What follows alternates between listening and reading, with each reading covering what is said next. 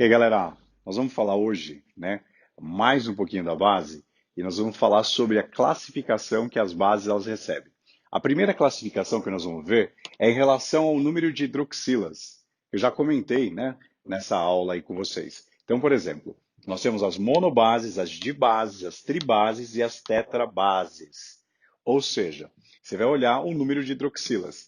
Aqui tem uma hidroxila só, então é monobase ou monobásica. Tem duas hidroxilas dibásicas, três hidroxilas, olha só, tribásicas, e quatro hidroxilas, um pouco mais raro, tetrabásicas, tá bom? E perceba uma coisa, olha, família dos metais alcalinos, família dos metais alcalinos terrosos, carga fixa 1 mais e carga fixa, nesse caso, 2 mais. Beleza, galera? Então, a classificação em relação ao número de hidroxilas em mono, di, tri ou tetrabase. Queria chamar a atenção de vocês aqui para um detalhe especial, é que é o seguinte, olha, todas as bases iônicas são sólidas, são sólidas. Destacar aqui, ó, sólidas. Isso é importante. Quando eu jogo em água, elas vão sofrer dissociação. Como eles são compostos iônicos, em água dissociam. Então, eu vou pegar aqui o exemplo mais clássico, que é o hidróxido de sódio, né? Soda cáustica, hidróxido de sódio em água, formando, né, o cátion H+, dissociando, na verdade, o cátion H+, e liberando o ânion H-. Então, aqui os íons estão livres. Os íons aqui estavam associados e a água chegou, dissociou esses íons. Então, eles estão dissociados. O que aconteceu foi uma dissociação iônica. Então, quando os íons estão livres, lembra daquela aula, né? Esses íons livres, eles permitem conduzir corrente elétrica. Beleza? Fica mais um pouco aí, que nós vamos falar da segunda classificação aí das bases. Voltando à classificação das bases, né? Nós temos aqui a solubilidade dessas bases em água. Então, é a segunda classificação em relação à solubilidade. Então, nós temos aí bases que são solúveis, bases que são parcialmente solúveis e as bases que são insolúveis, beleza? Por regra geral é assim, todas as bases de metais alcalinos, ou seja, a família 1A, são solúveis.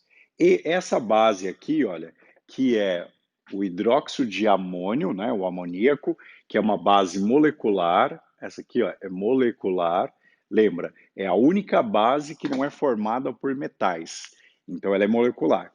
Essa base também é uma base solúvel, ela em água dissolve bem, quer dizer, a amônia em água forma ela, então quer dizer que ela é bem solúvel na água, tá? Parcialmente solúveis, os metais alcalinos terrosos, exceto um, eles são parcialmente solúveis, exceto um, o hidróxido de magnésio ou leite de magnésia, que é insolúvel em água. Vocês devem lembrar daquele experimento lá da teoria conceitos de Arrhenius de condutividade elétrica, que eu peguei leite de magnésia, lembra que tinha aquela cor esbranquiçada, leitosa, e joguei um pouquinho de água lá. Você viu que não praticamente não mudava a cor, ela era pouco solúvel na água. Então, parcialmente solúvel na água, família 2A, e o hidróxido de magnésio, que é praticamente insolúvel em água, tá?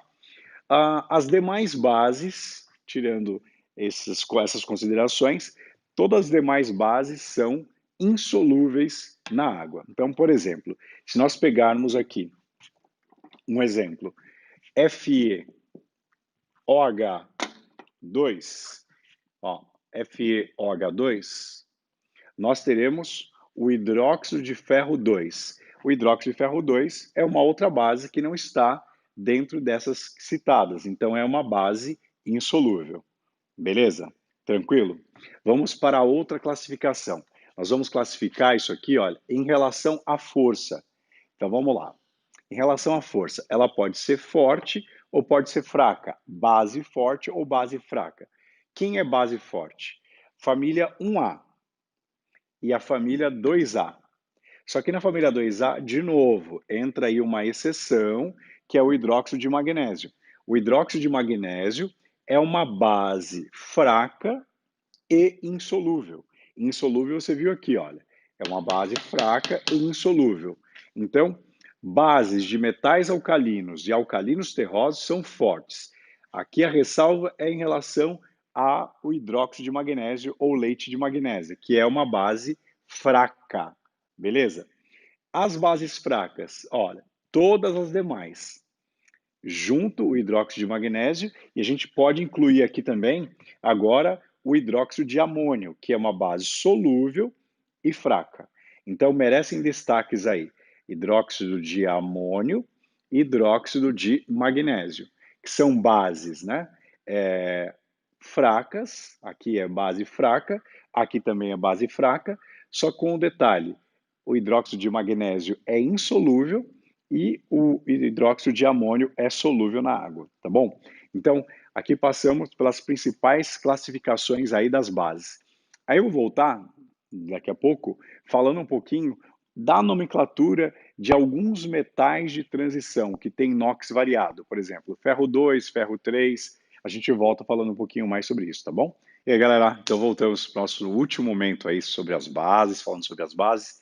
E agora eu queria dar uma mençãozinha especial para alguns metais de transição que têm NOx variável, NOx diferentes.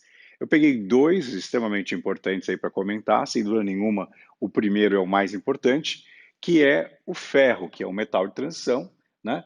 E esse metal de transição, na natureza, ele se encontra na forma iônica, nos compostos, com dois estados de oxidação, ferro 2 e ferro 3, tá? O cobre é outro importante também, nós vamos falar desses dois. Cobre encontra-se aí na natureza na forma de compostos iônicos aí com NOx 1 mais e NOx 2 mais. Qual que é a ideia aqui quando o NOx é variado? A ideia é o seguinte, olha, NOx diferentes, nós vamos fazer o seguinte, podemos dar um sufixo para cada um deles. O maior NOx vai levar o sufixo ico, e o menor NOx vai levar o sufixo oso. Essa que é a ideia. Ico para o maior NOx, oso para o menor NOx. Então veja só, eu escrevi aqui, olha, o ferro 2, seguindo essa lógica, vai ser o ferroso e o ferro 3 vai ser o férrico, né? Ferro 3, ó, maior NOx, ico, então vai ser o férrico. Cobre 1 vai ser o cuproso e o cobre 2 vai ser o cúprico. Então, como que a gente escreve esses nomes? Lembrando, ó, ferro 2 vai ficar FeOH2, ferro 3 vai ficar FeOH3. Aqui nós vamos falar hidróxido de ferro 2, tem que citar, olha, que é o 2, né? Você já sabe que é o 2. E aqui hidróxido de ferro 3. Então aqui, ó, FeOH3. O 3 vem dessa carga aqui. Tá, esse é o nome que normalmente nós falamos. Tem que citar 2 e 3. Ou podemos escrever hidróxido ferroso, que é o menor, ou podemos escrever hidróxido férrico, que é o maior NOx, tá bom? Então, os dois nomes aí trabalhando. Da mesma forma aqui, QOH é uma monobase, aqui é uma dibase. Então, aqui tem 1, carga 1, 2, carga 2. Nome, hidróxido de cobre 1, e aqui vai ser hidróxido de cobre 2. Ou podemos chamar hidróxido cuproso, que é o menor, ou hidróxido cúprico, que é o maior. Beleza? Então, essa é a ideia da nomenclatura aí das bases. Percebam que nas funções inorgânicas, eu comentei no outro vídeo, quando eu falava de ácidos, que é importante vocês se organizarem, pegarem lá o caderno, pegarem papel, sei lá, vocês se organizarem de alguma forma, escrevendo, porque agora é a hora da formulação e nomenclatura, né? Essa formulação e nomenclatura exige muita memorização. Então, a dica é: pegue papel, pegue caneta, faça tudo coloridinho, que você vai conseguir pegar legal, tá bom? Um grande beijo para vocês e espere pela aula de sais. Até mais, tchau, tchau. Beijos.